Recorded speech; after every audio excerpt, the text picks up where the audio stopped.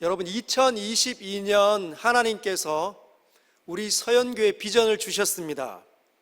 저와 여러분들이 비전을 꿈을 꾸기를 바랍니다. 여러분, 우리에게 주신 하나님의 2022년의 비전은 서연교회는 시냇가에 심은 나무가 될지어다, 이겁니다. 맞습니까? 그런 마음으로 한번 따라 읽어볼까요? 시냇가에 심은 나무가 되게 하소서. 여러분, 비전의 사람 맞습니까? 정말 하나님께서 주신 비전인 줄 알고 한 번 더 읽도록 하겠습니다. 시냇가에 심은 나무가 되게 하소서. 할렐루야. 여러분, 비전을 목사님이 받았잖아요. 근데 우리 교회에 어떻게 비전입니까? 요한계시록에 보면 7별을 가지시니가 우리가 지난주에 살펴본 것처럼 하늘과 땅에 있는 모든 권세를 가지시니가 사도 요한을 반모섬에서 부르십니다. 그렇죠? 그러면서 뭐라고 이야기하십니까? 7교회에게 편지를 하되 사도 요한 보고 너는 내가 말하니 이것을 다 기록해서 7교회에 편지를 해라, 이렇게 말씀하지 않으셨습니다. 7교회 사자들에게 전하라. 사자는 누굽니까? 교회 사자는 메신저입니다. 메신저, 목회자. 하나님의 이 비전이 목회자를 통해서 성도들에게 선포되어지는 것을 하나님께서 원하신다는 것이죠. 제가 하나님으로부터 기도하고 비전을 받았지만 우리에게 주시는 이 비전이 하나님께서 원하는 비전이라는 겁니다. 믿으십니까? 거기에 저와 여러분들을 집어넣으십시오. 그리고 여러분들이 비전의 사람들이 되시길 바랍니다. 비전으로 가득 차지시길 바랍니다. 그 첫 시간이 오늘인데, 시냇가에 심은 나무 철을 따라 열매를 맺으며 그 잎사귀가 마르지 아니함 같으니 그가 하는 모든 일이 다 형통하리로다. 이것이 시냇가에 심겨진 나무입니다. 저와 여러분들이 철을 따라 열매를 맺는 것을 하나님께서 원하신다는 것이죠. 저와 여러분들이 우리의 상황이 일어날 때마다 그 속에서 열매가 맺혀지기를 주님이 원하신다는 겁니다. 기쁠 때나 즐거울 때나 슬플 때나 기쁠 때나 수많은 상황이 일어날 때 열매를 맺는 것이 하나님께서 우리를 향한 뜻들이라는 거죠. 목사님에게는 그 일이 일어날 수 있고 장로님들, 우리 신실한 권사님들에게는 그 일이 일어나는데 나에게는 해당 안 된다 하면 그 사람은 비전의 사람이 아닙니다. 남들은 다 거기에 자기 자신을 해당시키고 적용시키는데 미련하고 어리석은 사람들만 자기 자신을 제외시킨다는 것이죠. 시냇가에 심겨진 나무가 되기를 바랍니다. 첫 번째 오늘 메시지가 여호와를 즐거워하는 것입니다. 여러분, 여호와를 2022년 이제 며칠 안 지났잖아요. 며칠 지났습니까? 네? 5일, 오늘이 1월 5일입니다. 얼마나 빨리 지나가는지 벌써 5밤이 흘러가고 있습니다. 그런데 2022년에 저와 여러분들이 시냇가에 심은 나무가 되려면 그 첫 번째 해당되어야 되는 것이 뭐냐면 여호와를 즐거워하는 사람이 되면 된다는 거예요. 저와 여러분들이 여호와를 즐거워하는 사람이 되면 끝납니다. 여호와를 즐거워하지 못하니까 아무 일이 안 일어나는 거지, 저와 여러분들에게 하나님을 즐거워하는 일이 일어나기만 하면 우리를 아무도 감당할 수 없게 되는 거죠. 왜 그럴까요? 왜 하나님을, 여호와를 즐거워하면 모든 것이 게임 끝, 그렇게 말할 수밖에 없을까요? 그건 여호와를 즐거워하는 것이, 하나님을 즐거워하는 것이 사람의 고유한 특성이기 때문입니다. 사람다울 때가 언제냐? 하나님을 즐거워할 때. 아, 저 사람이 진짜 사람답구나 했을 때. 언제냐? 하나님을 즐거워할 때. 그때만이 가장 사람다운 냄새가 나고 사람다운 행동을 하는 겁니다. 여러분, 웨스터민스터 신앙고백이라고 들어보신 적 있습니까? 우리 교단이 따르는 그 신조가 있는데 그게 뭐냐면 웨스터민스터 신앙고백서입니다. 근데 이 웨스트민스터 신앙고백서가 언제 만들어졌느냐? 1643년에 어디에서? 영국에서 만들어졌습니다. 근데 웨스트민스터 사원이 그 교회가 어느 교회처럼 생겼느냐? 어느 교회처럼 생겼습니까? 우리 교회처럼 생겼다는 거죠. 대구 서연교회가 웨스트민스터 철치를 본받아서 만들어졌습니다. 디자인되어졌습니다. 여러분 알고 계시죠? 1643년에 웨스트민스터 교회에 159명의 신학자들과 목회자들과 경건한 사람들, 하나님을 제대로 안 믿는 사람들은 다 빼고 하나님을 진짜 제대로 믿고 즐거워하고 그분의 소리를 즐겨 듣는 사람 159명, 거기에는 국회의원들도 있었습니다. 정치인들 합쳐서 약 160명이 모여가지고 몇 년 동안? 5년 동안 토론하고 성경을 연구해서 만들어진 것이 웨스트민스터 신앙 고백서입니다. 그 웨스트민스터 신앙 고백서를 기초로 웨스트민스터 대요리 문답, 소요리 문답이 만들어졌습니다. 웨스트민스터 소요리 문답은 문답서입니다. 즉 교리를 문답 형식으로 만든 교리 설명서입니다. 신학 서적이죠. 소요리 문답은 초신자들과 또는 청소년들을 위해서 만들어졌습니다.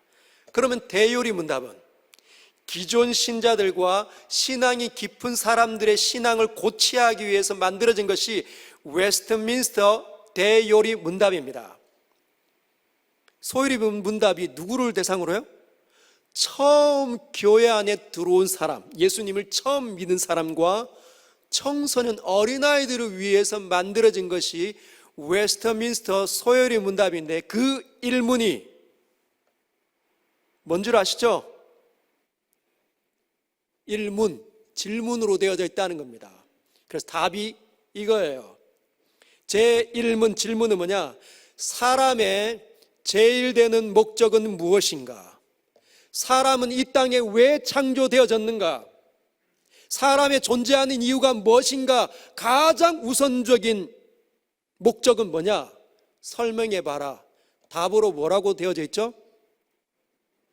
하나님을 영화롭게 하며 그분을 영원토록 즐거워하도록 인간이 창조되어졌다는 것이죠. 약 160명이 5년간 모여서 부지런히 성경을 연구하고 토론해서 정말 신실한 학자들이 모여서 5년 동안 발견한 가장 초신자들에게 또는 어린아이들에게 가르치는 가장 우선적인 질문, 사람은 왜 이 땅에 창조되어졌는가? 하나님을 영화롭게 하고 glorify God, 하나님께 영광을 올려드린다는 거죠. 그리고 그분을 영원토록 즐거워하도록 지어졌다는 겁니다. 여러분, 우리가 하나님의 형상으로 지음을 받았지 않습니까? 그렇죠. 우리에게는 하나님을 닮아 있는 구석이 있습니다. 그래서 인간을 쫙 늘리고 이렇게도 늘리고 이렇게도 늘려가지고 극대로 무한대로 쫙 늘리면 누가 계시냐? 하나님이 계신 거죠. 우리는 하나님을 닮도록 창조되어졌습니다. 이 세상을 다스리도록. 그런데 그것만이 다가 아니라 모든 피조물들 가운데 하나님께서는 만든 그 모든 피조물들과 관계를 맺고 싶어 하십니다. 자기의 사랑을 주고 싶고 자기의 기쁨을 나누어주고 싶고, 그러면 그것을 반응하고 그 창조주를 기뻐하고 즐거워하고 교제 나눌 수 있고 찾아내도록, 발견하도록, 연구하도록, 즐거워하도록 사람이 지어졌다는 거예요.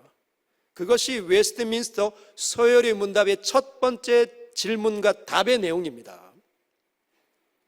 저와 여러분들이 언제 여호와를 즐거워할 때 진짜 사람의 모습이 나타난다는 것이죠.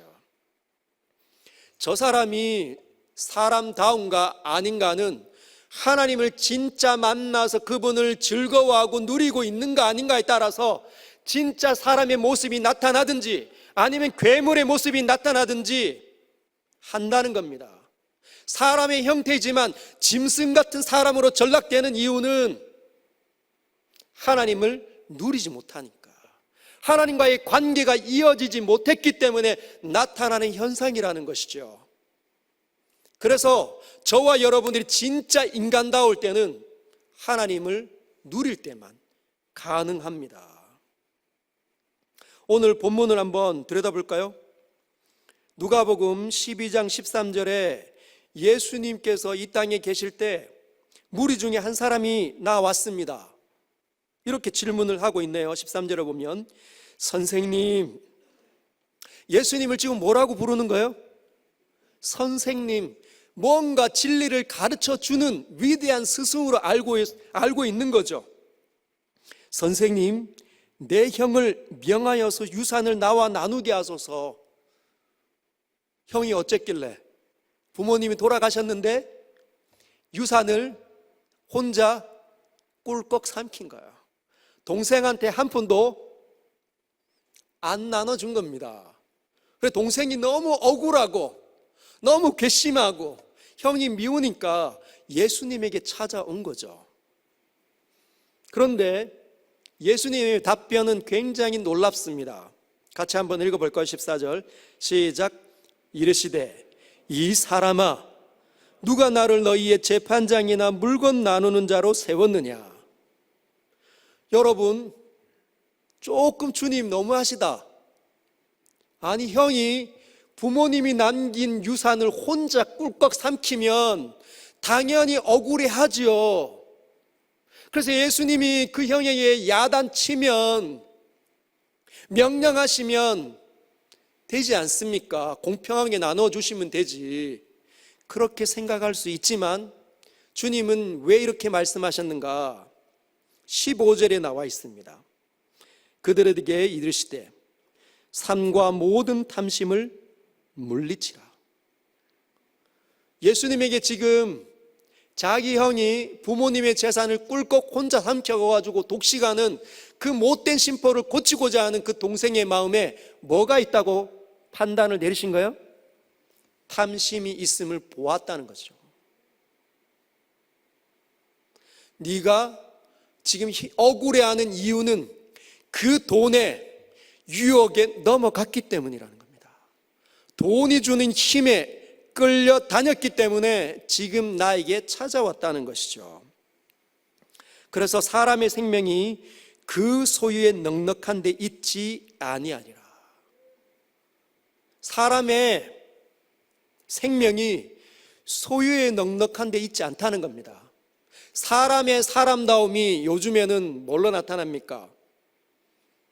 제가 어떤 사람을 만났는데, 목사님, 제가 정말 돈이 없거든요. 돈이 없어도 너무 없어서 사람다운 삶을 제대로 못 살고 있습니다. 이렇게 말씀하시더라고요. 주님은 뭐라고 말씀하시는 겁니까? 사람다운 삶이 돈의 그 넉넉함에 있지 않다는 겁니다. 그래서 돈이 주는 그 힘에 끌려다니면 사람다운 모습이 이루어진다는 거죠. 저에게 말했던 그분은 그래서 세상에 억울하다, 세상이 미워 죽겠다, 나에게 재산 한 푼도 안 남기고 돌아가신 아버님, 어머님이 원망스럽다는 거죠. 자기의 인생이 안 풀리니까 너무 답답하고 짜증이 나는 거예요. 미움이 부릴 듯 하고 있는 거죠. 그래서 그분의 마음은 들여다보니까 강팍함, 그리고 그런 말을 쏟아내는 그분의 표정은 무서움이었습니다. 내가 없으니까 세상에 대해서 원망이 서려 있고 미움이 표출되는, 자기의 인생도 재미 하나도 없는 거예요. 여러분, 주님이 이렇게 비유를 들어주십니다. 16절에 보면 또 비유로 그들에게 말하여 이르시되 한 부자가 밭에 소출이 풍성하다. 얼마나 풍성했냐면 17절에 내가 곡식 쌓아둘 곳이 없으니 어찌할까. 창고가 지어져 있는데 만석군인데 얼마나 풍년을 만났던지 그 창고에 가득가득 넣어도 지금 다 넣지 못한 곡식이 있다는 거예요. 저와 여러분들은 마음의 소원이 많죠. 직접 들어오는 것보다 마음의 소원이 많을 겁니다. 근데 이 사람은 이제 그만 왔으면, 그만 들어왔으면 좋겠다라고 생각할 정도로 소출이 너무 많은 거예요. 그런 사람을 주님이 비유로 들어주십니다. 그리고 또 이르되 내가 이렇게 하리라. 내 곡간을 헐고 더 크게 짓고 내 모든 곡식과 물건을 거기 쌓아두리라. 여러분, 혹시 집에 쌓아둔 돈 좀 있으십니까? 얼마를 모으셨습니까? 1억 모으셨나요? 1억 정도야. 10억이면 여러분 만족하시겠습니까? 어떤 분에게는 10억도 굉장히 많지만 어떤 분에게는 10억도 먼지에 지나지 않는, 그렇게 비교가 될 수도 있습니다. 누가요? 1조를 가지고 있는 사람에 비교하면 10억도 굉장히 작은 숫자죠.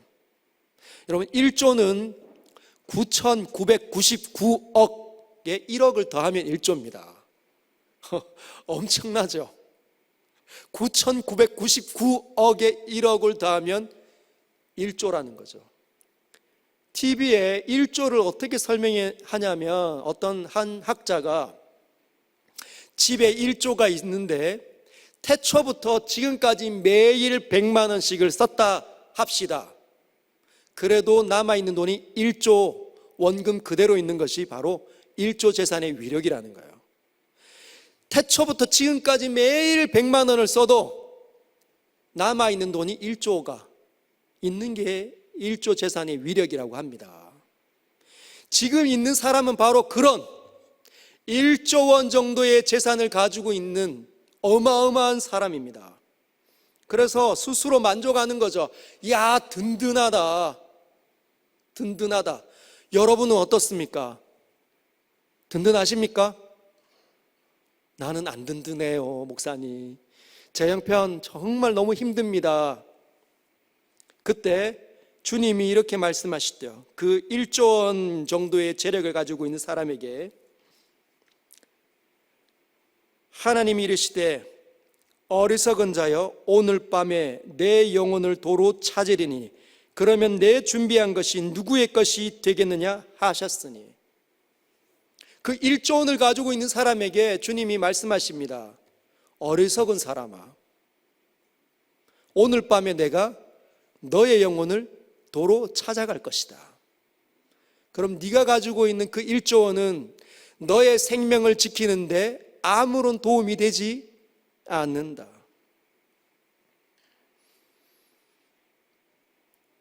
우리가 모은 그 수많은 돈들, 그 어마어마한 힘들은 오늘 밤 우리가 이 세상을 떠나면 아무런 효력을 주지 못합니다. 전도서 2장 21절에는 이렇게 이야기하시죠. 어떤 사람은 그 지혜와 지식과 재주를 다하여 수고하였어도 그가 얻은 것을 수고하지 아니하는 자에게 그의 몫으로 넘겨주리니 이것도 헛된 것이며 큰 악이로다. 이 세상의 일들을 보면 마치 사람들은 다 오래 살 것처럼 생각을 합니다. 자기는 죽을 거라고 생각을 도무지 하고 살지 않는 것 같아요.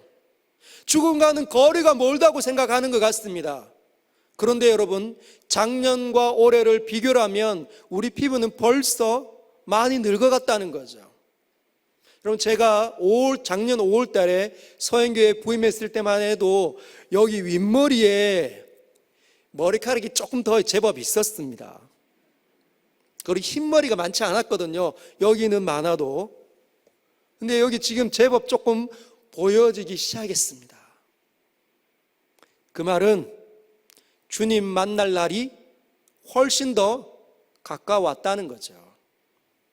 그런데 수많은 사람들, 어린아이도 마찬가지고 노인들도 마찬가지인데 하나님께서 부를 때에는 순서가 없다는 거예요.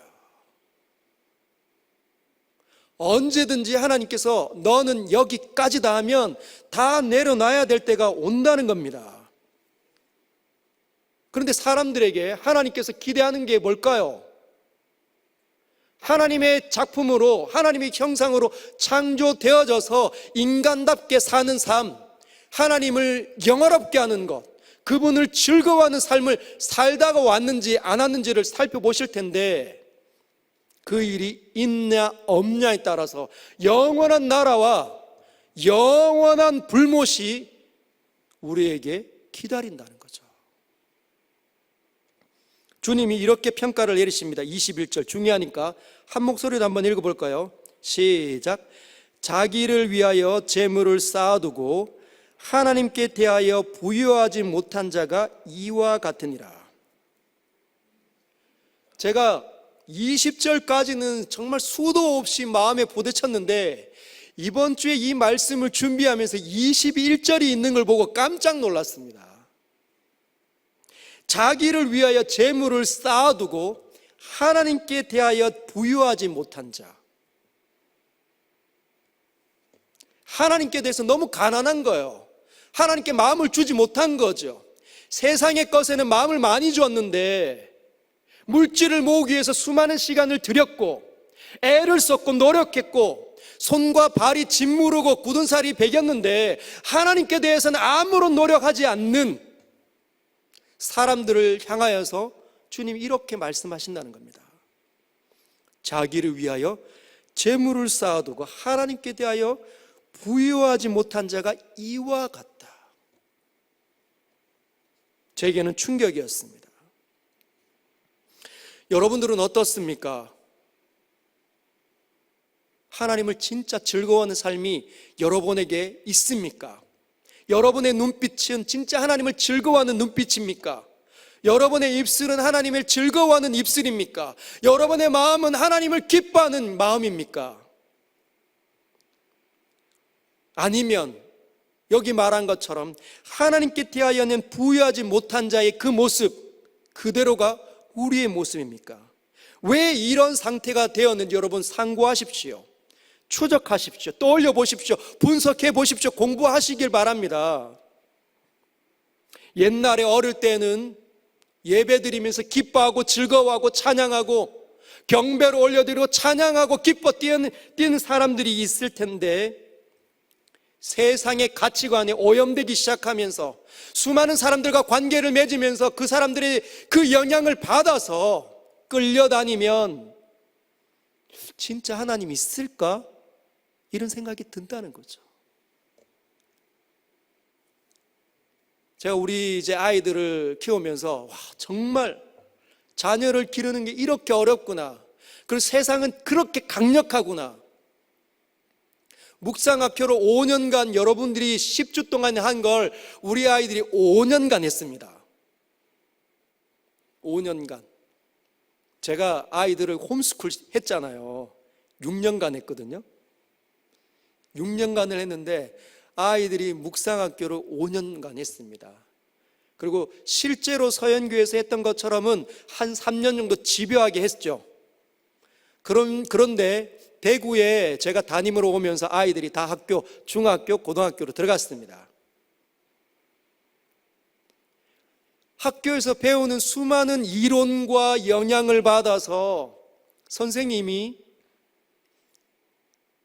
이 세상은 어쩌면 외계인이 창조했을 수도 있겠다 해서 그 외계인 UFO 영상을 보여줬다고 합니다. 그래서 우리 둘째 녀석이 저에게 그 반응을 하는 거죠. 아빠, 진짜 하나님이 없으면 어떡해? 순식간에 영향을 받습니다. 얼마나 강력한지. 우리 인간이 하나님을 믿으며 태어나지 않았어요. 하나님을 떠난 상태에서 태어났기 때문에 하나님이 없는 것들은 얼마나 쉽게 끌려가도록 여기 안에 메커니즘이 있는지 모르면 그게 죄의 경향성이에요. 함부로 생각하지 마십시오. 쉽게 생각하지 마시길 바랍니다. 죄의 경향성은 굉장히 강력해서 저와 여러분들의 눈을 가리는 데 번개 같습니다. 진짜 하나님 있나? 드라마 한 번만 봐도 몇 편만 보십시오. 그럼 진짜 하나님 계실까? 이 세상이 저렇게 막 엉망진창이 되는데 하나님 그냥 내버려 두실까? 그 생각부터 들기 시작하면 하나님께 대한 믿음이 순식간에 도망간다는 거예요. 그게 아니면 변질되기 시작하는 거죠. 아, 내가 이렇게 살아도 되는가 보다. 내가 잘 되면 재미나지만 내가 안 되면 고통스럽기 시작합니다. 하나님을 즐거워하는 일이 중단되기 시작하면 내가 잘 되면 재밌고 내가 안 되면 고통스러운 일이 반복되어져 나타난다는 거죠. 이건 하나님 믿든지 믿지 않든지 그냥 사람들에게 나타나는 증상들이에요. 영적으로 빈곤한 상태가 되는 겁니다.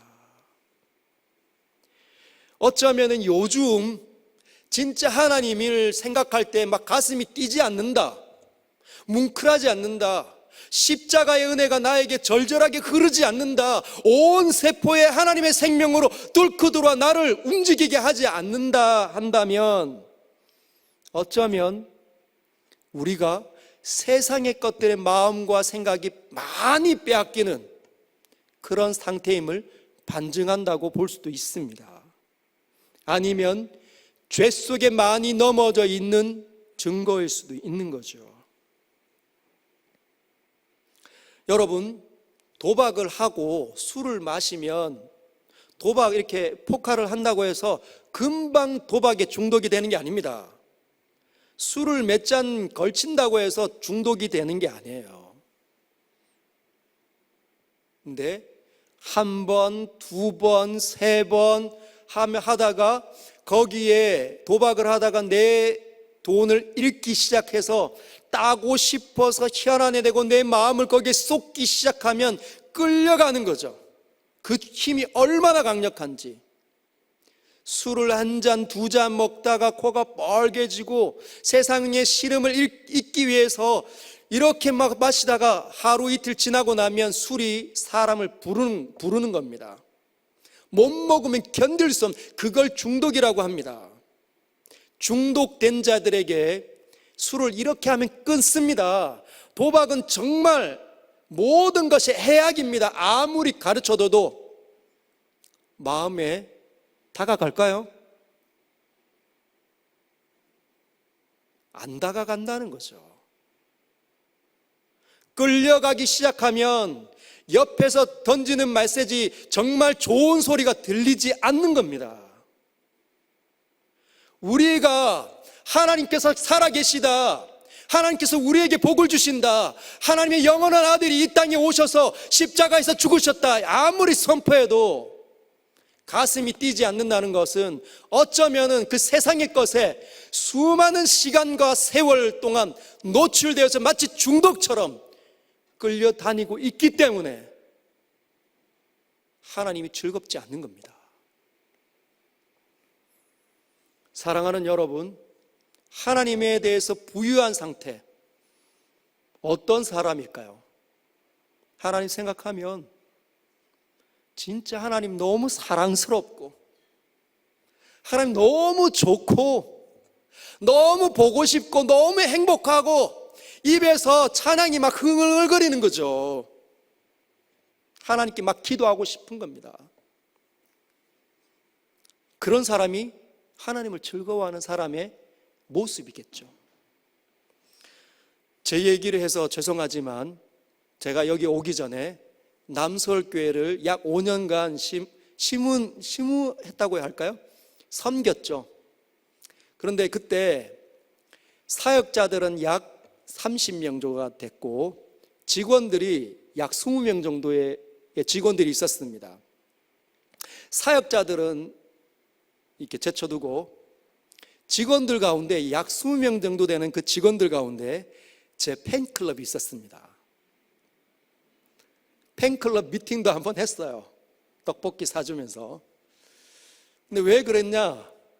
제가 사무실을 나와서 교회 교정을 걷든지 화장실에 갈 때면 늘 찬양을 부르며 다녔어요. 왕이신 나의 하나님, 내가 주를 높이고 영원히 주의 이름을 송축하리이다. 왜 그렇게 불렀냐면 그 지나가는 화장실까지 가는 그 길이 계단에 공명이 되니까 저는 그냥 지나갈 수 없어요. 항상 찬양을 부릅니다. 갔다가 내려올 때도 찬양을 부르며 하면 제 팬클럽인 자매들이 정 목사님 나와서 화장실 가신다. 아, 정 목사님 나오셨다. 그래서 항상 제가 이제 사무실로 들어갈 때쯤 되면 몇 사람이 나와서 목사님 이렇게 손을 흔드는 거죠. 여러분, 목사 입에서 쌍소리가 나오고 거친 말들이 쏟아져 나오면 누가 좋아하겠습니까? 저를 보러 오겠나요? 목사님하고 손을 흔들면 나오겠습니까? 아니죠. 찬양이 흘러나오니까 선한 영향력을 주는 겁니다. 좋아 보이는 거죠. 만나고 싶고 가서 손이라도 한번 흔들어주고 싶은 거라는 거죠. 그것이 바로 신앙이 좋은, 즉 하나님을 즐거워하는 사람들의 특징입니다. 선한 영향력을 주는 거죠. 하나님을 즐거워하다 보면 입이 막 노래합니다. 그렇죠. 하나님을 사랑하고 싶어하는 마음이 가득 차면 입이 막 찬양으로 가득 차집니다. 흥얼흥얼거리는 거예요. 설거지를 하고 어깨가 들썩들썩거리면서 찬양을 부르는 거죠. 하나님을 노래하는 사람의 이 마음 상태는 행복 그 자체입니다. 그런데 가만히 들여다보면 자신의 삶이 평탄하기 때문에 찬양이 흘러나오는 게 아니에요. 고난과 역경이 있어도 찬양이 흘러나온다는 것이 신비입니다. 고난과 역경을 만나면 여러분 깔깔하죠. 아주 입이 막 깔깔하고 입에서 단내가 납니다. 속이 시끄럽고 천불나고 정신이 혼미한 게 고난과 역경 속에 있는 거죠. 그런데 하나님을 만나고 하나님을 즐거워하면 그런 깔깔함 속에서도 하나님을 찬양하게 되어져 있어요. 하나님의 이 풍성함을 누리니까. 여러분, 그러면 하나님을 즐거워하는 그 찬양하는 그 사람이 기도하겠습니까? 안 하겠습니까? 자기의 역경과 고난을 보면서 하나님께 기도하겠습니까? 안 하겠습니까? 모르시겠나요? 하겠습니까? 안 하시겠습니까? 당연히 하겠죠. 그러면 응답이 될까요? 안 될까요? 여러분, 이 세상에 하나님을 정말 사랑하는 사람이 하나님으로 인하여서 기뻐하고 하나님을 보고 싶고 하나님을 사랑스러워하고 하나님으로부터 오는 그 생명력을 즐거워 기뻐하는 사람이 많습니까? 적습니까? 적잖아요. 고난과 역경을 만났는데도 하나님을 노래하고 하나님을 기뻐하는 사람이 많습니까? 적습니까? 적겠죠. 그럼 그 희귀한 사람이 있으면 그 희귀한 사람이 하나님을 찬양하고 하나님께 기도하면 하나님께서 얼마나 번개같이 그 사람의 기도를 들으시겠습니까? 응답하는 거죠. 그래서 하나님을 즐거워하는 사람들의 기도가 응답이 빠른 겁니다. 기도의 능력들이 나타나는 거죠. 그런 사람들은 간증거리도 얼마나 많은지, 서행교회 오늘 메시지를 듣는 온라인이든지 이 현장에 참석한 사람들이든지 성도님들이든지 상관없이 여러분들에게 바로 그런 일이 일어나기를 주님의 이름으로 축복합니다. 간증 많이 하시길 축복합니다. 2022년에 정말 하나님으로 즐거워하는 일이 여러분의 삶 속에 나타나길 바랍니다. 그러면 하나님을 즐거워하기 위해서 무엇을 해야 할까요? 해야 하는 일들이 있습니다. 첫 번째가 바로 한번 따라 할까요? 청소하자. 여러분, 제가 예전에 한번 비유를 들었죠. 제가 한 번씩 아이들을 교육할 때 얘들아 이거 치워 하면 안 치웁니다. 안 치워요. 어떻게 하냐, 얘들아 이리 와.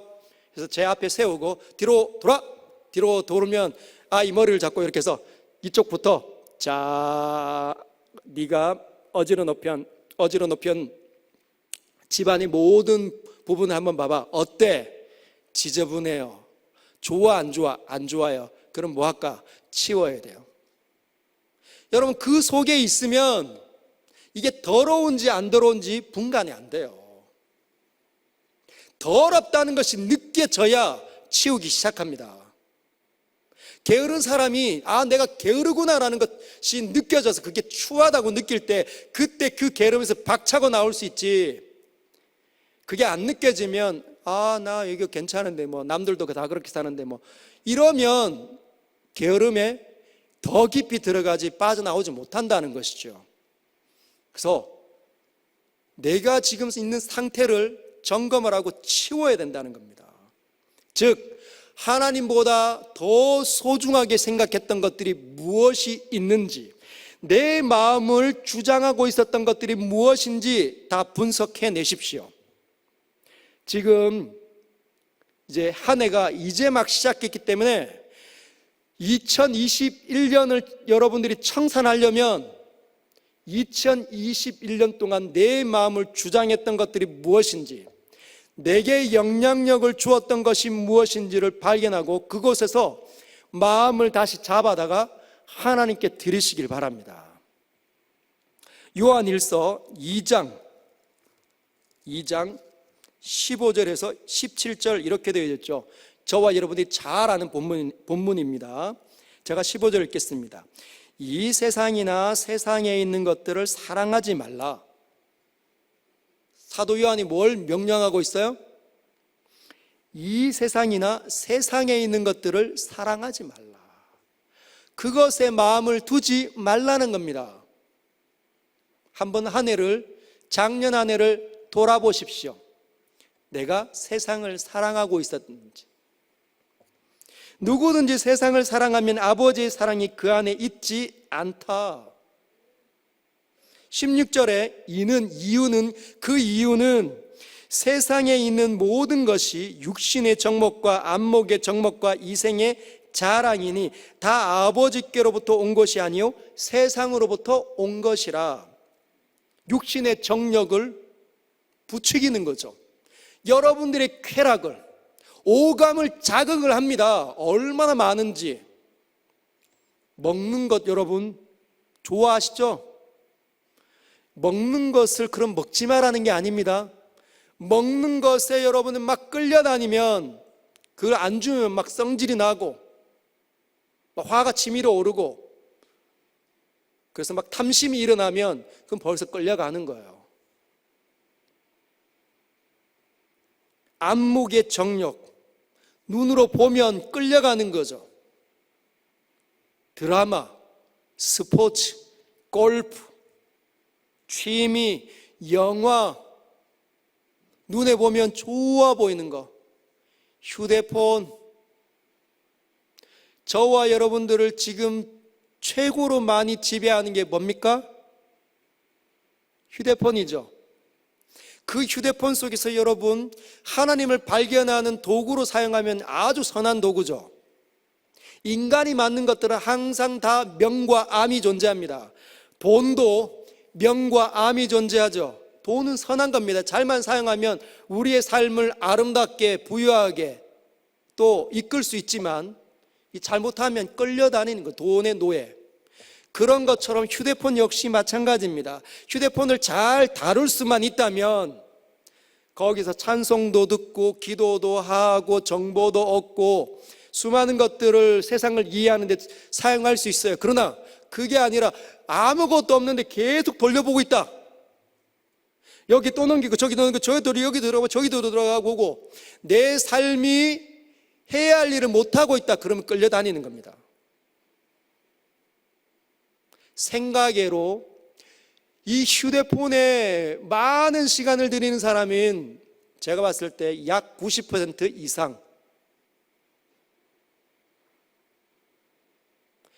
그래서 어떤 분은 2G폰으로 바꾸신 분도 계십니다.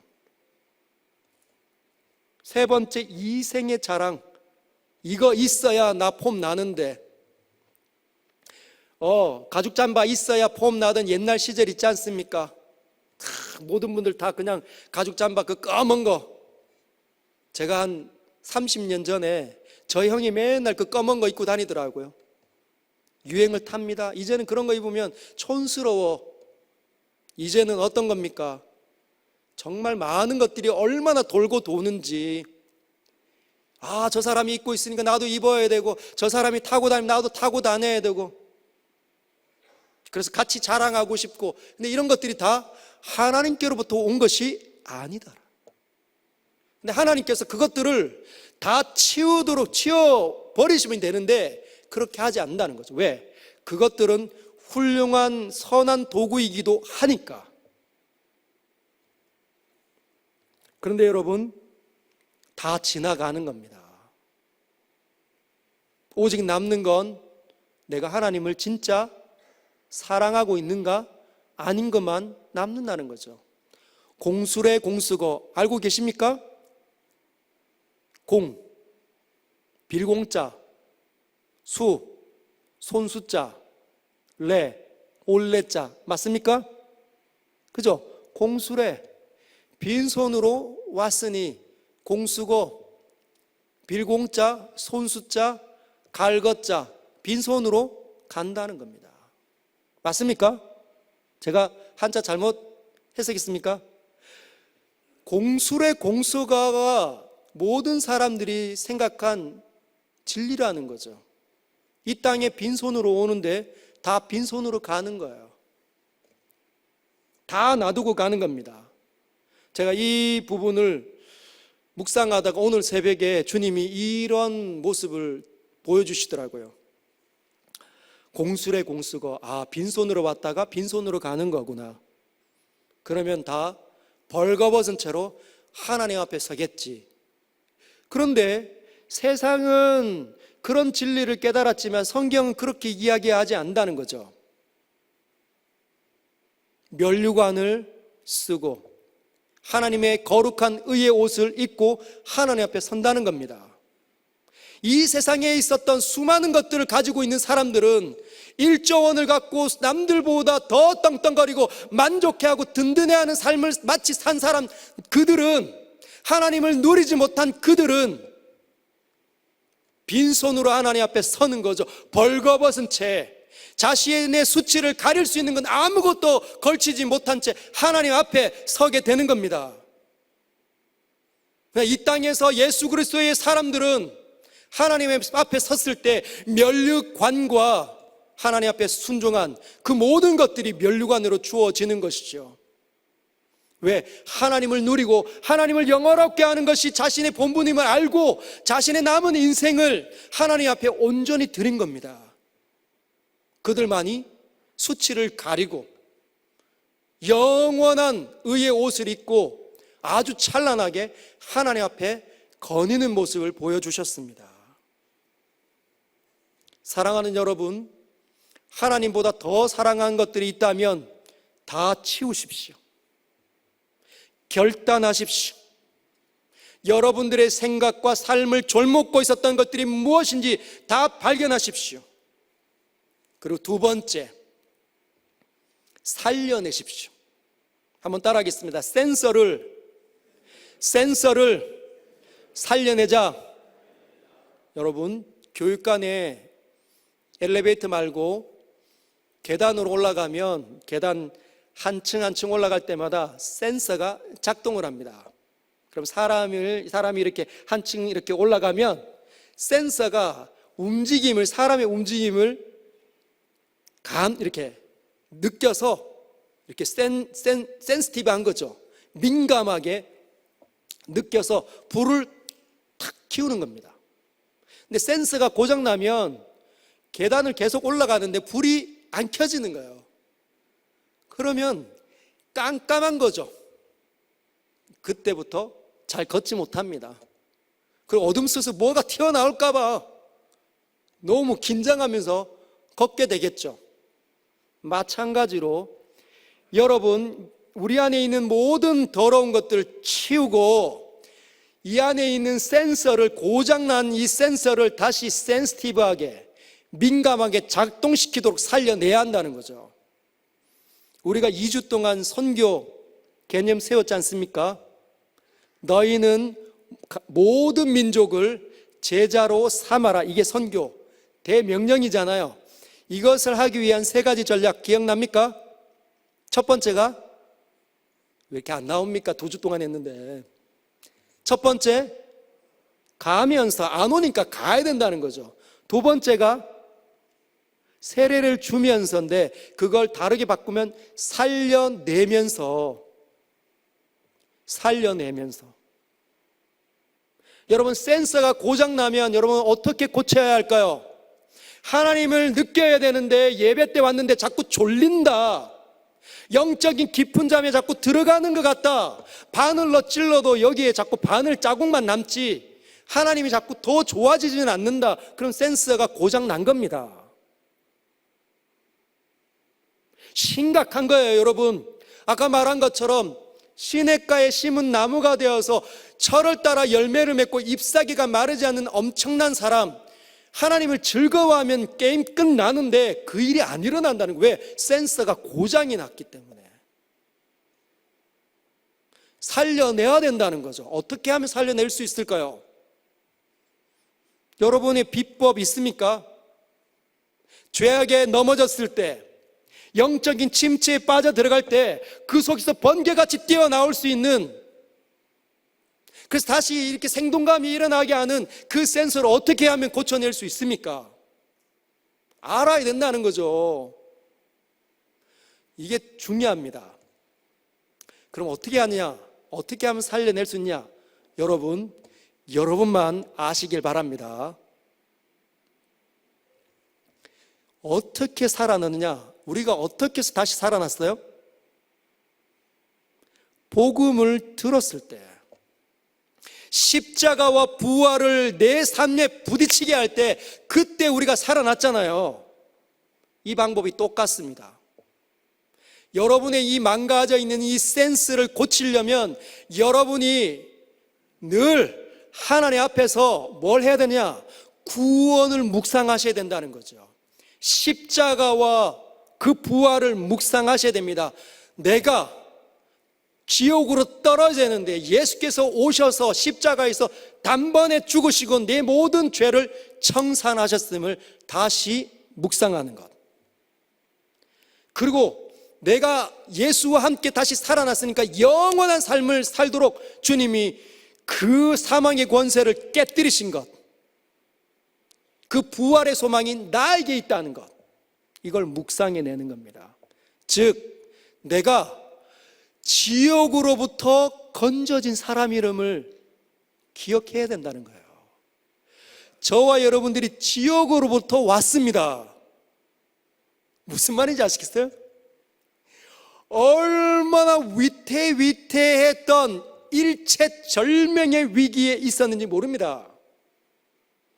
근데 하나님께서 정확한 타이밍에 수많은 사람들을 보내어서 우리 마음을 두드려서 마음을 부드럽게 해서 예수 그리스도를 믿게 해 주셨다는 거죠.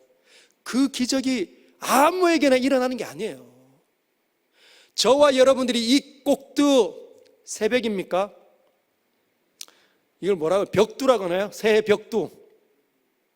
이 새해 이 시간들 속에 이 첫 주의 이 날들을 하나님께 드리기 위해서, 하나님 말씀으로 무장하기 위해서, 기도하기 위해서 여러분들이 이 자리에 있다는 건 놀라운 일이 예전에 일어났음을 의미합니다.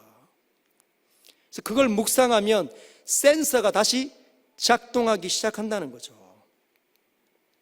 믿음은 들음에서 나고, 들음은 그리스도의 말씀을 인함이라.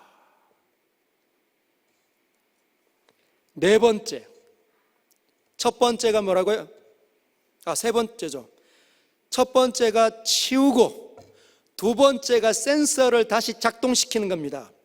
세 번째는 이 센서가 고쳐지고 작동이 다시 되면 이 센서를 움직이는, 센서가 반응하는 그 일들을 해야 돼요. 계단을 올라가면 센서가 반응하는 것처럼 하나님을 향한 이 센서가 살아났을 때 여러분들은 해야 되는 것이 있습니다. 첫 번째, 예배를 드리십시오.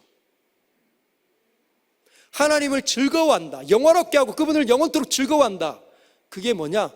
예배자란 뜻입니다. 예배자. 세상의 수많은 것들은 하나님을 예배하지 않습니다. 인간이 침팬지에서 진화되었다고 생각하십니까? 침팬지는 예배하지 않아요. 세상에 그 어떤 피조물이 신을 노래합니까? 신을 예배합니까? 하지 않아요. 오직 하나님의 형상으로 창조된 하나님과의 이 똑같은 본질이 우리에게 주어져 있지 않습니까? 그래서 하나님을 찾는 거죠. 우리는 예배자로 부름을 받았습니다. 그런데 예배를 드릴 때 세 부류의 신자들이 있습니다. 첫 번째는 방관자. 예배에 왔는데 방관하는 거예요. 예배에 와서 예배를 드려야 되는데 자기는 방관하고 있습니다. 그냥 지켜보는 거죠. 어떻게 하는지. 이 방관자들은 하나님을 안 믿는 4번 신자일 경우가 있고, 3번 신자, 침체가 들어와서 있는 3번 신자일 수도 있습니다. 여러분, 방관자 되지 않기를 바랍니다. 예배를 지켜보지 마십시오. 예배를 드리시길 바랍니다. 하나님께 여러분 자신을 드리십시오. 거룩한 산 제물로 드리시길 바랍니다. 두 번째, 예배를 드릴 때 판단자들이 있어요. 예배를 판단하는 겁니다. 오늘 설교 좀 안 좋다. 무슨 말 하는지 하나도 모르겠다. 찬양은 왜 저렇게, 성가대는 왜 저럴까? 오늘 왜 저게 왜 지저분하지? 이 자막은 왜 저럴까? 이것저것 분석하지 마십시오. 사람들은 다 실수하게 되어져 있습니다. 아무리 철저하게 얘기해도 긴장이 되니까. 여러분, 이 강단에 서서 여러분 앞에서 설교하면 이것이 얼마나 부담스러운 일인지 알고 계십니까? 심장이 막 요동을 치며 저기 앉아 있을 때 쿵쾅쿵쾅쿵쾅 거리는 소리가 저 멀리에 있는 분까지 들릴 정도로. 그런데 자주 서는 저도 그런데 오랜만에 한번 서면 현기증이 일어납니다.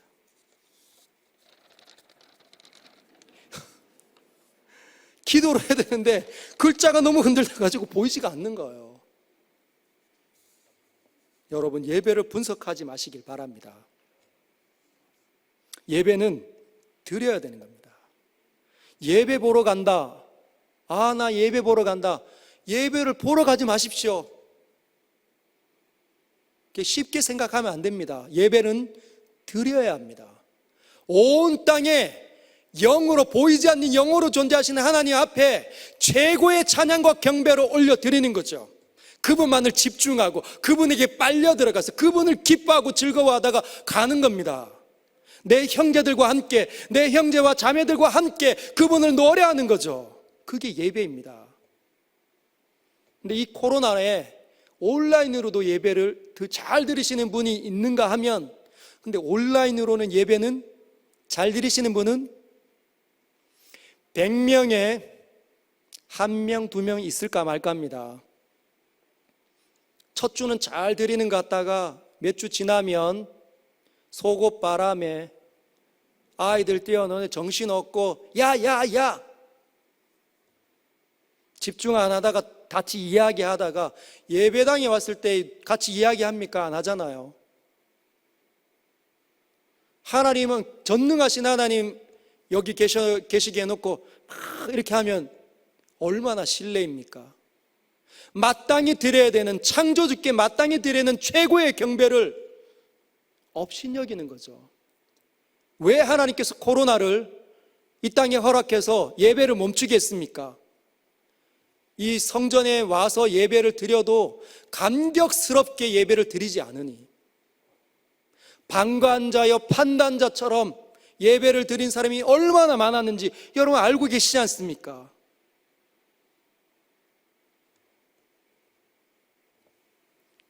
예배를 드리십시오.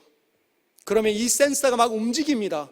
하나님이 기뻐하려고 자리에 앉아서 주님 찾으면 예배 때 이 센서가 막 요동을 치는 거죠. 불이 반짝반짝 들어옵니다. 그리고 말씀을 주의하러 묵상하십시오. 내일 주제니까 내일 심도 있게 살펴보겠습니다. 세 번째는 기도하는 것. 여러분, 기도하셔야 됩니다. 말씀을 읽고 그 말씀을 의지해서 하나님께 묻기도 하고, 이 말씀을 왜 하셨는지, 또는 이 말씀이 세상을 어떻게 진단해 내시는지, 하나님의 생각은 왜 이렇게밖에 안 되시는지, 내 생각은 어떤지 하나님 앞에 알려드리는 교제가 일어나는, 그게 기도의 자리입니다. 인격 대 인격이 만나는. 그리고 네 번째, 찬양하십시오. 찬양하십시오. 세상에 여러분과 제가 문 열고 나가면 바로 세상이잖아요. 지금 여기 예배당에서는 온전히 하나님만 집중하지만 바깥에 나가면서 수많은 것들이 온 오감을 통해서 쏟아져 들어오죠. 순식간에 또 우리를 끌고 가려고 합니다. 그때 여러분이 찬양하면 그 모든 것들을 거부하는 강력한 힘이 됩니다. 두렵게 만들 때, 여러분, 어떤 젊은 아이들이 예전에, 아마 우리 형님 누님들이 아마 그랬을 것 같습니다. 시절이 좋지 않을 때, 교회가 산 하나 넘어갈 때, 조명도 잘 없던 그때 공동묘지 근처 이렇게 지나가면 어때요? 막 온 몸에 막 털이 막 쭈삣쭈삣 설 때 뭘 합니까? 기도하면서 찬양하면서 막 이러면서 가지 않습니까? 찬양하면서 혼자 막 집회하면서 막 가잖아요. 그런 기억 다 있으시죠? 찬양은 모든 두려움들을 내어쫓습니다. 왜냐하면 그 찬양에는 하나님의 거룩한 진리가 담겨져 있기 때문에. 찬양 부르면서 그 안에 음악적이 주는 힘이 있는데, 그 음악 위에, 그 선율 위에 하나님의 메시지가 들려지면 강력해지는 거예요. 하나님이 선명하게 보이기 시작합니다. 이 네 가지, 예배와 말씀과 기도와 찬양을 부지런히 자주 하십시오. 그러면 센서가 다시 움직입니다. 여러분들이 2022년 정말 여호와를 즐거워하는 사람으로 서게 된다는 거죠. 결단하시기 바랍니다. 우리 같이 찬양할까요?